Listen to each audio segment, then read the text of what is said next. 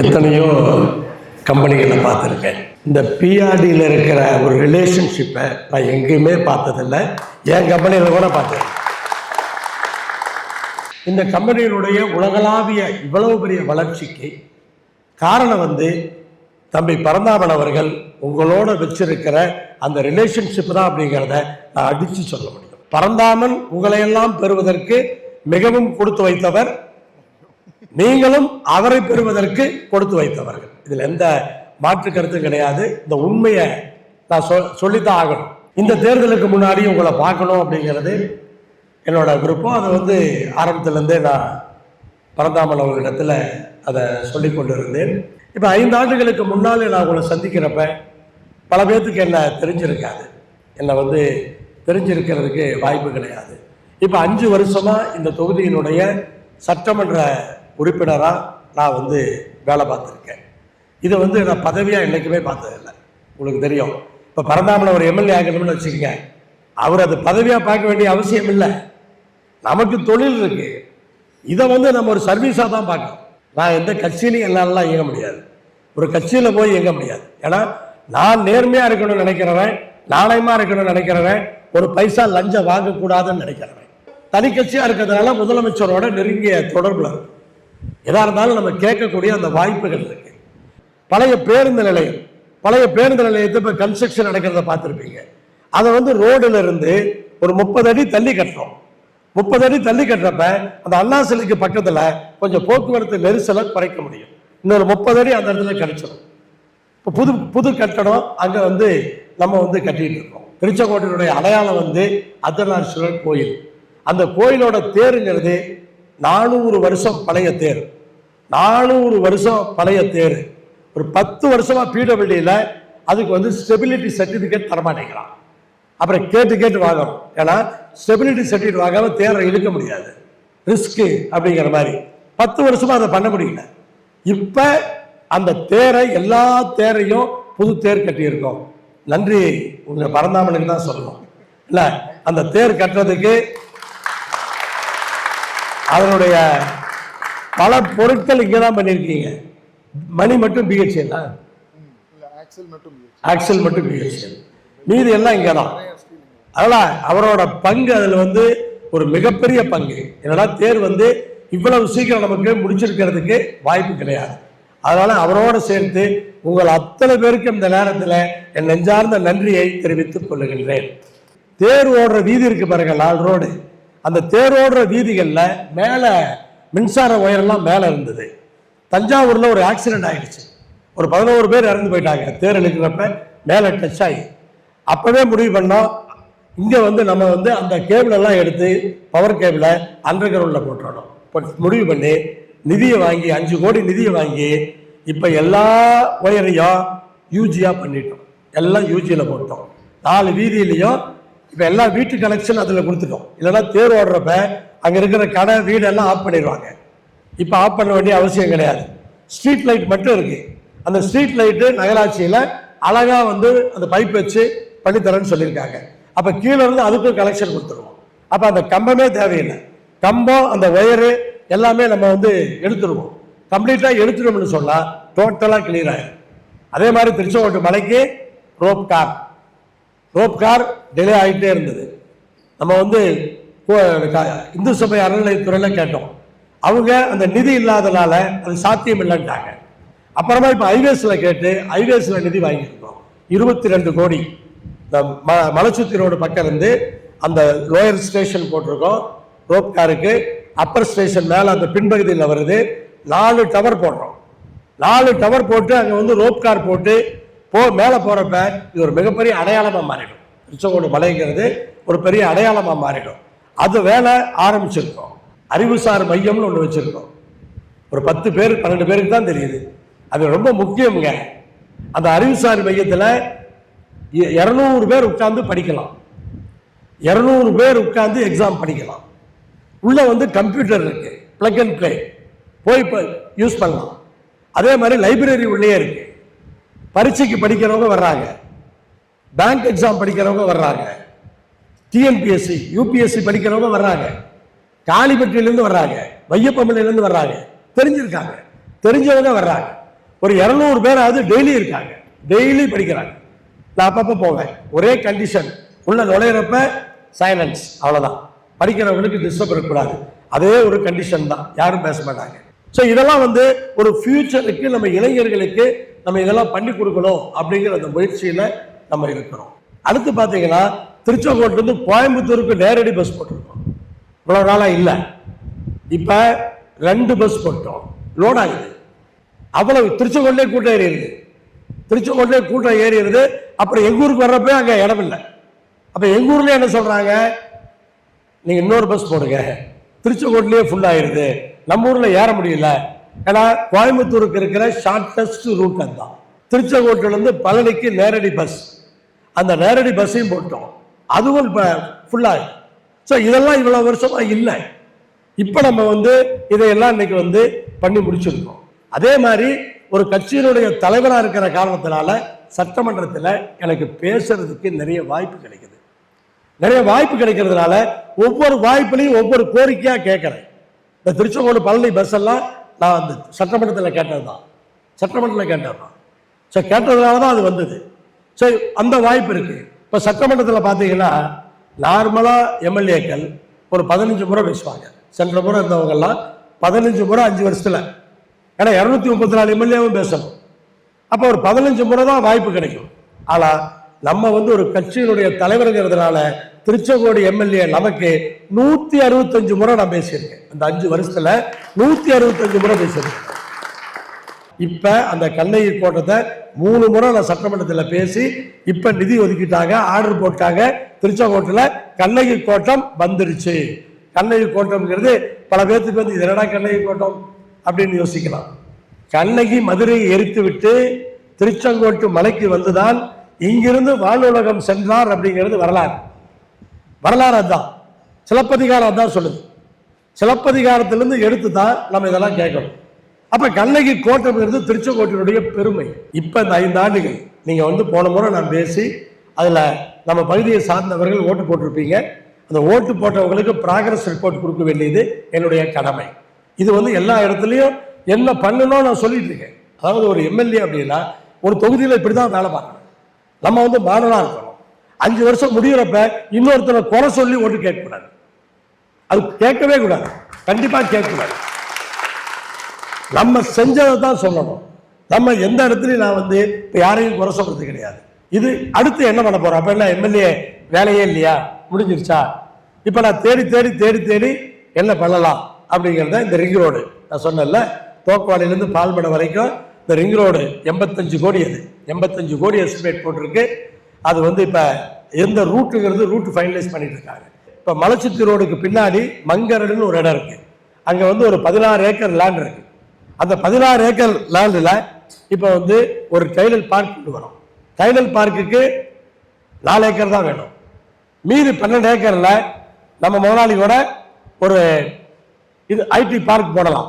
அதில் ஒரு பெரிய ஐடி பார்க் கட்டி கம்பெனிகளுக்கு ஒன்றா கம்பெனியை நடத்தலாம், அல்லது கம்பெனிக்கு வாடகை கூட விடலாம். ஆனால் ஒரு ஐடி பார்க் போட்டால் அதில் ஒரு 1000 பேருக்கு வேலை தர முடியும். அப்படி வேலை தர்றப்ப நம்ம வாரிசுகளுக்கு நம்ம முன்னுரிமை கேட்போம். நம்ம வாரிசுகளுக்கு இங்கே வேலை பார்க்குறவங்களோட வாரிசுகளுக்கு அங்கே ஒரு முன்னுரிமை கேட்போம். ஸோ அது மாதிரி இப்படி இந்த டைடல் பார்க் கொண்டு வரணும்.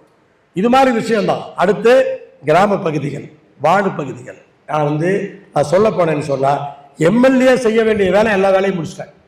வெட்டினரி ஹாஸ்பிட்டல் அங்கே புதுசாக கட்டிட்டேன், ஆவின் பில்டிங் புதுசாக கட்டியாச்சு. இந்த area regional commercial tax office, நம்ம ஊர் ஆளுங்க தொழிலதிபர்கள் யாரும் வெளியே ஓட வேண்டிய அவசியம் இல்லை. நம்ம அக்கௌண்டன்ட்லாம் குமரமங்கலத்துக்கு போனால் போதும். அங்கே 6 கோடியில் குமரமங்கலத்திலிருந்து போக்கமலை ரோடில் இப்போ ஒரு பில்டிங் ஆகிட்டு இருக்கு.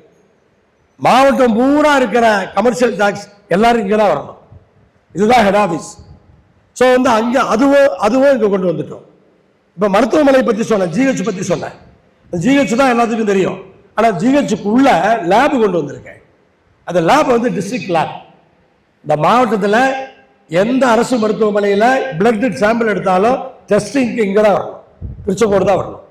அப்போ நம்ம எடுத்தோம்னு சொன்னால் அடுத்த அரை மணி நேரத்தில் நமக்கு ரிப்போர்ட் வந்துடும். இதுவரைக்கும் நம்ம ஈரோடு அனுப்பிச்சு அந்த ரிப்போர்ட் வாங்கிட்டு வந்தோம்.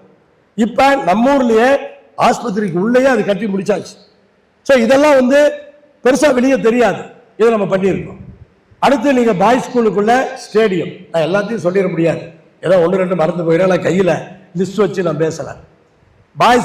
பாய்ஸ் ஸ்கூலுக்குள்ள கிரவுண்டில் மினி ஸ்டேடியம் இவரை வச்சு தான் பண்ணிட்டு இருக்கிறேன். எல்லா ஐடியாவும் அவர் தான். அந்த மினி ஸ்டேடியம் கட்டுறதுக்கான பணம் தான் நான் கவர்மெண்ட்லேருந்து வாங்கிட்டு வந்தேன். பணம் கவர்மெண்ட்லேருந்து வாங்கிட்டு வந்து நான் பண்ணிட்டு இருக்கிறேன். அவரும் அதெல்லாம் முன்னாடி நின்று அவரோட டிசைன் படி தான் அதை வந்து கம்ப்ளீட்டாக பண்ணிட்டு இருக்கிறோம். அவரும் ஸ்பான்சர் பண்ணி பல வேலைகளை செய்கிறேன் அப்படின்னு அவரும் ஒரு ஆசையோடு இருக்கார். அதுக்காக நம்ம எல்லாரும் சேர்ந்து அந்த மினி ஸ்டேடியத்தை விரைவில் முடிக்கிறதுக்கான அந்த முயற்சிகள் பண்ணிட்டு இருக்கோம். மற்றபடி எல்லா ஊர்லேயும் எல்லா வார்டுலேயும் சின்ன ட்ரைனேஜு, சின்ன காங்கிரீட் ரோடு, சின்ன லைட் போடாத இடத்துல லைட்டு, சாக்கடை, இது மாதிரி விஷயங்கள் தான் நம்ம பண்ண வேண்டியிருக்கு. அந்த விஷயங்கள்லாம் கவுன்சிலரோட வேலை, பஞ்சாயத்து தலைவரோட வேலை. இவ்வளவு நாளா இதில் நான் கான்சென்ட்ரேட் பண்ணதுனால, மேக்ரோ லெவலில் கான்சென்ட்ரேட் பண்ணதுனால மைக்ரோ லெவலில் பெருசாக கான்சென்ட்ரேட் பண்ணலை. இப்போ 5 வருஷம் மைக்ரோ லெவலில் தான் பண்ண போகிறேன். 5 வருஷம் முடிகிறப்ப இந்த திருச்செங்கோட்டில் எந்த ஊர்லேயும் எனக்கு இது வேணும்னு யாருமே கேட்கக்கூடாது. இப்போ நான் பண்ணின விஷயங்கள்லாம் திருப்பி யாரும் கேட்க போகிறதில்லை. இது வேணும்னு எந்த ஊர்ல இருந்தோ சாக்கடை வேணுமோ, குடிதண்ணீர் வேணுமா, லைட் வேணும்னு ஒருத்தருமே கேட்கக்கூடாது. அதை வந்து திட்டம் போட்டு ஆட்களை பிரித்து விட்டு அதை நான் வந்து பண்ண போகிறோம். இந்த 5 வருஷத்தில் அதான் நம்ம பண்ண போகிறோம். இன்னும் வந்து ஒரு சிலருக்கு நம்ம இந்த அணிமூர் பக்கம் இருந்து வர்றவங்க அந்த குப்பை மலையை பார்த்துருப்பீங்க. ஒரு குப்பை மலை இருந்தது. 2019 யாருமே ஓட்டு போடல பாராளுமன்ற தேர்தலில். அப்புறம் 21 தேர்தலில் அந்த ஊருக்கு போய் நான் சொல்லிட்டு வந்தேன், அந்த குப்பையை நான் எடுக்கிறேன் அப்படின்னு. இன்னைக்கு வந்து குப்பையை எடுத்துட்டேன், மலையை எடுத்துட்டேன். வருஷ கணக்கில் எடுக்க முடியாத மலையை எடுத்துட்டேன். அதே மாதிரி கூட்டப்பள்ளியில் ஏரிக்குள்ள 20,000 மீட்டருக்கு கொட்டியிருக்காங்க. கூட்டப்பள்ளி ஏரிக்குள்ள ஒரு 20 வருஷத்துக்கு முன்னாடியே அப்படியே கொட்டிக்கிட்டே இருந்திருக்காங்க. அங்கே நிரம்பின பின்னாடி தான் அணிமூருக்கு போயிட்டாங்க திருச்செங்கோடு நகராட்சியில். இப்போ அது யாரோ வந்து சொன்னாங்க, யாரோ ஒருத்தர் சொல்கிறது தான். சொன்ன உடனே அதை தோண்டி பார்க்க சொன்னேன். தோண்டி பார்த்தா 20,000 மீட்டர் கியூப் இருக்குள்ள. அப்போ அந்த 20,000 மீட்டர் கியூப் கரைக்கிறதுக்கு இப்போ நிதி வாங்கி மெஷின் போட்டாச்சு. மெஷின் போட்டோம், ஓடுது. அதே மாதிரி செங்கோடம்பாளையம் சுடுகாட்டில் குப்பையை கொண்டு வந்து அங்கே ஓட்டிட்டாங்க. இப்போ அங்கேயும் ஒரு மெஷின் போட்டோம், அதையும் மெஷின் அரைச்சிட்டு இருக்கிறோம். உங்களுக்கு தெரியும், செங்கோடம்பாளையம் சுடுகாட்டுக்கு வெளியே அந்த ஏரியா கிராஸ் பண்ணும்போது போகிற வரவங்களுக்கு தெரியும், வெளியெல்லாம் கொண்டு வந்து குப்பை கொட்டிட்டு போயிடுவாங்க. உங்களுக்கு எல்லாம் தெரியும். நம்மளோட டைப் எப்படின்னா, குப்பை தொட்டி வச்சிருந்தோம்னு வச்சுக்கோங்க, சுற்றி குப்பையை போட்டுருவாங்க. அது மாதிரி செங்கோடம்பாளையம் சுடுகாட்டில் குப்பை கிடந்தோம்ல, எல்லாரும் வந்து முன்னாடியே குப்பையை போட்டு போயிடுறது. இப்போ அந்த குப்பையை பூரா எடுத்துட போகிறோம். எடுத்துட்டு முன்னாடி செடி கொடி வச்சு அங்கே குப்பை போடாமல் பார்த்துருவோம். அது மாதிரி இருக்கிற குப்பையெல்லாம் இப்போ எடுத்துட்டு தினசரி குப்பை தினசரி அரைக்கிறோம். திருச்செங்கோட்டோட குப்பை 38 டன் வருது. அதை வந்து தினசரி காலி பண்ணிடுறோம். இது வந்து இனிமேல் சேராது. அந்த வேலைகளை கம்ப்ளீட்டாக பண்ணியிருக்கோம். அதனால் இதுதான் அடுத்த 5 வருஷத்தில் நான் பண்ண வேண்டிய விஷயமா நான் வந்து சொல்கிறேன். ஓட்டு போடும்போது நீங்கள் ஓட்டு போட்டு தேர்ந்தெடுக்கிற எம்எல்ஏ நேர்மையாக இருக்கணும்னு நினைப்பீங்களா இல்லையா? நேர்மையாக இருக்கணும், லஞ்சம் வாங்கக்கூடாது அப்படின்னு ஓட்டு போடும்போது போடத்தான் செய்வீங்க. நான் 2021 பிரச்சாரத்தில் சொன்னேன், நான் நேர்மையாக தான் இருப்பேன், எனக்கு சம்பாதிக்கணுங்கிற அவசியம் இல்லை, எனக்கு தொழில் இருக்குது, லஞ்சம் வாங்க வேண்டிய அவசியம் இல்லை, வாங்க மாட்டேன் அப்படின்னு சொல்லும்போது ஒரு சிலர் மைண்ட் வாய்ஸில் பேசுறது கேட்டுது எனக்கு. ஒரு சிலர் நேராக கூட அப்படியே காது பட, டே எல்லாம் ஓட்டு கேட்குறப்ப இப்படி தாண்டா பேசுவீங்க, ஜெயிச்சிட்டிங்கன்னு சொன்னால் எல்லாம் ஒரே மாதிரி தாண்டா இருப்பீங்க அப்படின்னு சொன்னவங்க இருக்காங்க. இன்னைக்கு நான் வந்து நெஞ்ச நிமித்தி மார்தட்டி சொல்ல முடியும், நான் அந்த 5 வருஷம் நேர்மையாக இருந்திருக்கேன். ஒரு பைசா லஞ்சம் இல்லாமல் ஒரு எம்எல்ஏவா நான் இயங்கி இருக்கேன். அதை நிரூபிச்சிருக்கேங்கிறத 5 ஆண்டுகள் கழித்து சொல்றேன். நான் இத்தனை விஷயங்களையும் நாம் பண்ணியிருக்கோம். இன்னொரு 5 வருஷம் இதையெல்லாம் முடிச்சிடணும். என்னை பொறுத்த அளவுக்கு நான் உங்களுக்கு சொல்லிட்டேன், அரசியலுக்காக நான் எம்எல்ஏ ஆகலை. நான் இந்த திருச்செங்கோடு தொகுதி, இந்த மண்ணை சார்ந்தவன். இந்த மண்ணுக்கு என்ன தேவையோ அத்தனையும் செஞ்சு முடிச்சிடணும். இறங்கியாச்சு, களத்தில் இறங்கிட்டோம். ஒரு மாதிரி தான் மாட்டேன் பாரு. எனக்கு தெரியும், பிடிச்சி தலைவராக்கிட்டோன்னு வச்சுக்கோங்க, அப்புறம் அவன் தான் மந்திரி சுட்டு மாதிரி வேலையை பார்ப்பார். அது மாதிரி ஆளு ஒன்று கையில் எடுத்துட்டாருன்னு சொன்னா அவ்வளோதான். அப்புறம் அப்புறம் யார் சொன்னாலும் கேட்க மாட்டார். அவர் அப்படி வேலை பார்க்கக்கூடியவர். அது மாதிரி வந்து நம்ம ஒரு வேலையை எடுத்துட்டோம், திருச்செங்கோட்டில் ஒரு வேலையை எடுத்துட்டோம். திருச்செங்கோட்டை முழு நிறைவாக பண்ணியிருக்கோம். இன்னைக்கு பண்ணின வேலைகளால் திருச்செங்கோடு தலை நிமிர்ந்தது அப்படின்னு நான் நோட்டீஸ் போட்டிருக்கேன். இனி அடுத்த முறை திருச்செங்கோடு தலை நிமிர்ந்தது மட்டுமல்ல, திருச்செங்கோடு தன்னிறைவடைந்தது. தன்னிறைவோட திருச்செங்கோடு. எந்த ஊர்லயும் யாரும் கோரிக்கை கேட்கக்கூடாது.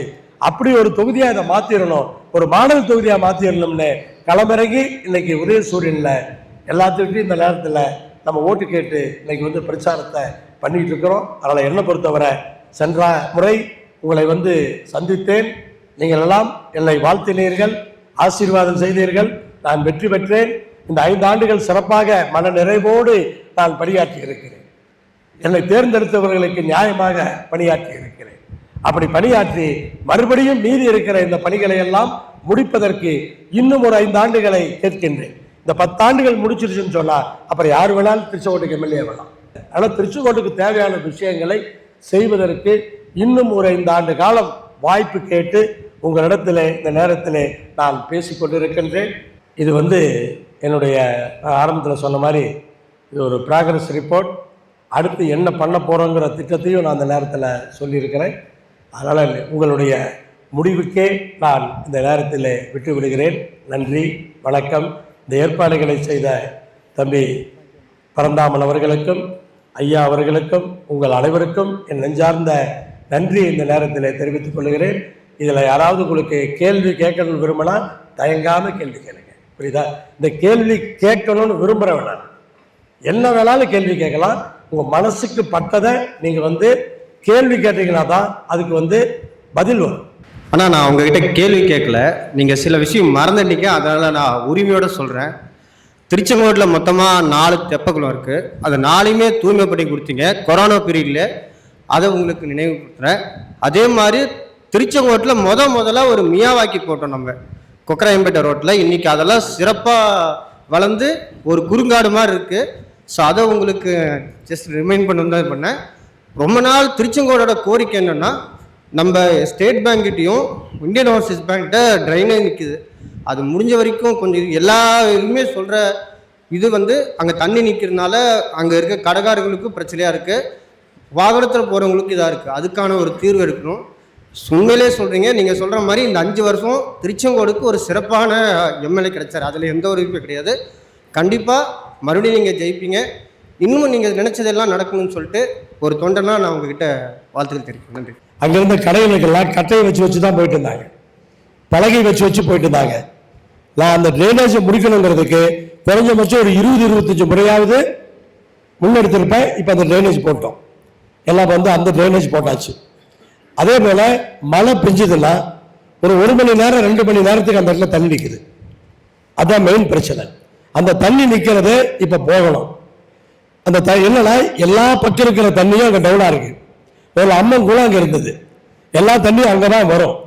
இப்போ என்ன பண்ணுறோம்னா தண்ணி இங்கே நிற்குது இல்லையா, நிற்கிற தண்ணி எங்கே போகணும்னா அப்படியே ட்ரைனேஜ் வழியாக வந்து எம்எல்ஏ ஆஃபீஸ் பக்கத்தில் வந்து தெப்பக்குளத்துக்கு பக்கத்தில் வந்து அப்படியே சாணார்பாளையம் வழியாக போய் அப்புறம் கூட்டப்பள்ளி ஏரிக்கு போகும். இதான் ரூட்டு. வழியில் என்னாச்சுன்னு சொன்னால் இப்போ வந்து அந்த இங்கிருந்து வருது இல்லையா, உங்களுக்கு வந்து பஸ் ஸ்டாண்ட் பக்கம் இருந்து அந்த தண்ணி வரும்போது அல்லா சிலைக்கு பக்கத்தில் ரோடை கிராஸ் பண்ணணும். ரோடை கிராஸ் பண்ணி அப்புறம் உள்ள வந்து எம்எல்ஏ ஆஃபீஸ் பக்கம் வந்து தெப்பக்குளத்துக்கு பக்கம் வந்து போகணும். அந்த அறிவுசார் மையத்துக்கும் தெப்பக்குளத்துக்கும் இடையில ஒரு கால ட்ரைனேஜ் இல்லாமல் இருந்தது. இப்போ ஒரு பெரிய ட்ரைனேஜ் பண்ணிட்டோம். பெரிய ட்ரைனேஜ்லாம் உங்களுக்கு எப்படி வந்து 8 அடி இருக்கும், அது 8 அடி அகலம் இருக்கு, உள்ளே ஆள் நடந்து போயிட்டு நடந்து வரலாம். அது மாதிரி பெரிய ட்ரைனேஜ் பண்ணிட்டோம். ஏன்னா தண்ணி அங்கே போகிறோம், அங்கே நின்றோம். அங்கே நின்றுதுன்னு சொன்னால் தெப்பக்குளம் பக்கம் எல்லாம் தண்ணி நிற்கும். அங்கே தண்ணி நின்னோம்ல இங்கே இருக்கிற தண்ணி ஏறாது. இதுதான் அந்த பிரச்சனைக்கு காரணம். இப்போ 8 அடிக்கு அதை போட்டோம். அப்புறம் அது போட்ட பின்னாடி பள்ளிப்பாளையம் ரோடில் அந்த கல்வெட்டு வந்து சின்ன கல்வெட்டாக இருந்தது, அந்த காலத்தில் போட்டது. இந்த தண்ணி அந்த பக்கம் பாஸ் ஆகாது, மெதுவாக பாஸ் ஆகும். மெதுவாக பாஸ் ஆச்சுன்னா தண்ணி இறங்குறதுக்கு 7-8 மணி நேரம் ஆயிரும். இப்போ பள்ளிப்பாளையம் ரோடு கொஞ்ச நாள் பிளாக் ஆகிருந்தது, உங்களுக்கு தெரியும். பள்ளிப்பாளையம் ரோடு ஒரு 15 நாள் நாங்கள் பிளாக் பண்ணி வச்சிருந்தோம். பிளாக் பண்ணும்போது அந்த கல்வெட்டை அப்படியே பெரிய கல்வெட்டாக போட்டோம்.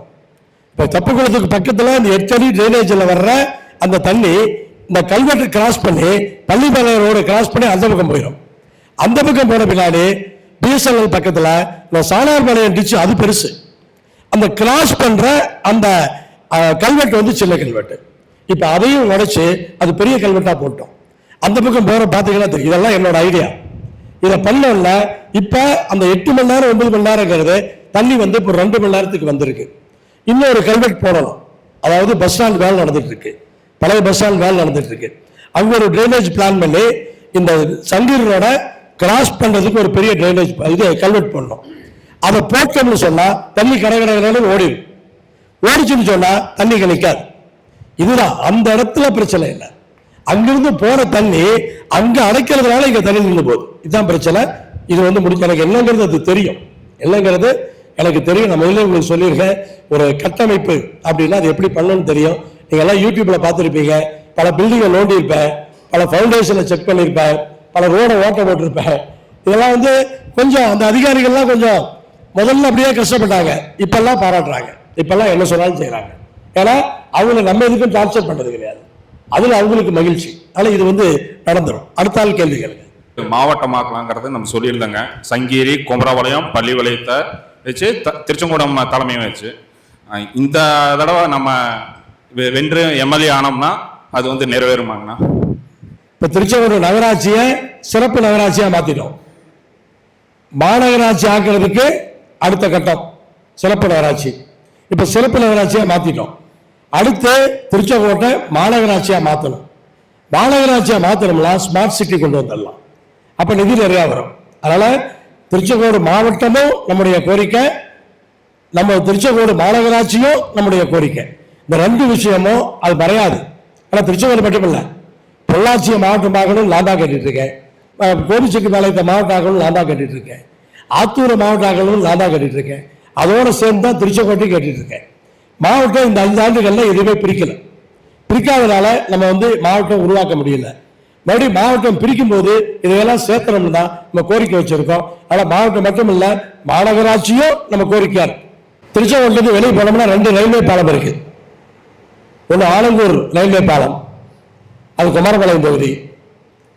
இன்னொன்று கொக்கரன்பேட்டை தாண்டி காவிரி ஆற்றை தாண்டி உள்ள ரயில்வே பாலம் லக்காபுரம், அந்த ரயில்வே பாலம் பரிசல் துறை, அது மொடக்குறிச்சி தொகுதி. அந்த 2 தொகுதியில் இருந்தாலும் கூட அந்த 2 பாலத்தையும் நான் தான் ஃபாலோ பண்ணிட்டு இருக்கேன். சட்டமன்றத்தில் இதுவரைக்கும் அந்த பாலத்துக்காக 4 முறை பேசியிருக்கேன்.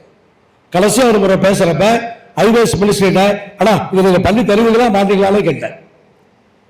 நான் மூவ் பண்ணி இது எப்படின்னா சென்ட்ரல் கவர்மெண்ட்டும் ஸ்டேட் கவர்மெண்ட்டும் சேர்ந்து பண்ணணும் ரயில்வே. இப்ப சென்ட்ரல் கவர்மெண்ட்ல இருந்து பர்மிஷன் வாங்கிட்டு வந்துட்டேன், நம்ம எம்பி மூலமா டெல்லியில இருந்து பர்மிஷன் வாங்கிட்டு வந்துட்டேன், அதை கடைசியா வாங்கிட்டு வந்துட்டேன். இப்ப ஸ்டேட் கவர்மெண்ட் மட்டும் தான் பண்ணணும். அதனால இப்ப வந்து அந்த 2 பாலமே ஒண்ணு மட்டும் இல்ல, 2 பாலமே பண்ணிட்டோம்னா நம்ம ஊர்ல இருந்து வெளியே போறப்ப நமக்கு அந்த பிரச்சனை இருக்காது. அந்த வேலை நடந்துட்டு இருக்கு. மருத்துவர்களோட பற்றாக்குறை பெரிய டிமாண்டா இருக்கு. உண்மையிலே ஒரு தரமான மருத்துவமனை இருக்கு, ஆனா 24 ஹவர்ஸும் டாக்டர் இருக்காங்கன்னு ஒரு சந்தேகம் தான். அதே மாதிரி பெரும்பாலும் நம்ம பேஷண்ட் அங்கே போய் ட்ரீட்மெண்ட் பார்க்குறதுக்கு கொஞ்சம் தயக்கமும் இருக்குது. ஸோ பிரசவம் நல்லா பார்க்குறாங்க, அதர்வைஸ் மற்ற இதெல்லாம் கொஞ்சம் இதாக இருக்குது. அதுக்கு மட்டும் மருத்துவருக்கு பண்ணுங்க, சிறப்பாக இருக்கும். இன்னைக்கு இல்லை, அந்த மருத்துவமனையை திறக்கிறதுக்கு அமைச்சர் மா சுப்பிரமணியம் வந்திருந்தார். அந்த மேடையிலேயே நான் கோரிக்கை கொடுத்துருக்கேன், அவரும் அந்த கோரிக்கையை படித்தார். ஹாஸ்பிட்டல் கட்டிட்டா போதாது, நான் ஹாஸ்பிட்டல் கட்டுறதுக்கு முன்னாடி நான் கோரிக்கை தர முடியாது, ஹாஸ்பிட்டல் கட்டி முடித்த உடனே அந்த மேடையிலேயே கோரிக்கை கொடுத்துருக்கேன். மருத்துவர்கள், செவிலியர்கள், தூய்மை பணியாளர்கள் 3மே வேணும். 3மே எவ்வளவு வேணுங்கிறத அவருக்கு வந்து டாக்டர்கிட்ட வாங்கி லிஸ்டாக கொடுத்துருக்கேன். அது வந்து இப்போ வந்துடும். இது வந்து அதை அலாட்மெண்ட் பண்ணிடுவாங்க, அது எந்த சந்தேகம் இல்லை. இது அதை ஃபாலோ பண்ண வேண்டிய அவசியம் இல்லை, அது தானாகவே வரும். அதே போல் மருத்துவமனையை ஓப்பன் பண்ண பின்னாடி உள்ள கிளீனிங் இருக்கிற ஆட்கள் போதாது. அப்போ என்ன பண்ணா, நான் என் பர்சனலாக 5 பேர்த்த கொடுத்தேன் கிளீனிங்காக. ஏன்னா இவ்வளவு அழகாக கட்டிட்டு கிளீனிங் பண்ண மாட்டாங்கன்னு வச்சுக்கோங்க, வீணா போயிடும். அப்போ அது வந்து ஒரு 5 பேர் நம்ம கொடுத்துருந்தோம். அப்புறம் ஒரு மெஷின் நம்ம ஜெயவேல் உத்தரகாண்ட் இதில் ஒர்க் பண்ணாங்கல்ல, தரணி, அவர் வந்து ஸ்பான்சர் பண்ணி இப்போ வந்து ஒரு மெஷின் கொடுத்துருக்காரு. ஒரு 1.25 லட்சம் ரூபாய்க்கு ஒரு மெஷின் வாங்கி கொடுத்துருக்காரு. ஸோ அந்த மெஷின் வந்து இப்போ ஆப்ரேட் ஆகிட்டு இருக்கு. அதுக்கு ஃபுல்லாக இப்போ ஓரளவுக்கு நல்லா க்ளீன் பண்ணிட்டு இருக்காங்க. ஆள் க்ளீன் பண்ணுறத விட மெஷின்லாம் நல்லா பண்ணிடும்னு மெஷின் வாங்கி கொடுத்தாச்சு. அதனால கிளீனிங்கும் we are concentrating. Doctors, nurse இதெல்லாம் வந்துடும். ஆர்எஸ்ல போக்குவரத்து நெரிசல், ஆர்எஸ் பாலம், அந்த இடத்துல இருந்து ஒரு 1/2 கிலோமீட்டரில் ரயில்வே மேம்பாலம் வேலை நடந்துட்டு இருக்கு. இடையில நின்று போச்சு. ஒரு 4 காலம் போடுறதுக்கு ரயில்வே பாலத்துக்கு இடம் எடுக்காம விட்டாங்க ஆரம்பத்தில். இப்போ அதெல்லாம் பேசி அந்த இடம் நம்ம இன்வால்வ் ஆகி அந்த இடத்தையெல்லாம் இப்போ எடுத்து கொடுத்து வேலை நடந்துட்டு இருக்கு. நான் 2 மாதத்துல அந்த பாலம் திறக்கப்படும். நம்ம ரிங் ரோடு போகுது இல்லை, நம்ம ரிங் ரோடு அந்த பாலத்து வழியாக தான் வெளியே போகுது. அப்புறம் இந்த ஆர்எஸ் பாலத்து வழியாக நீங்கள் போக வேண்டிய அவசியம் இல்லை. நீங்கள் மட்டும் இல்லை, ரிக்கு வர்றதுனாவே நம்ம திருச்செங்கோட்டுக்கு வர்றதெல்லாம் இங்கே வர முடியாது, இந்த ஆர்எஸ் பாலத்தில் வர முடியாது. 2 மாதத்துல அந்த பாலம் மேம்பாலம் திறந்துருவாங்க.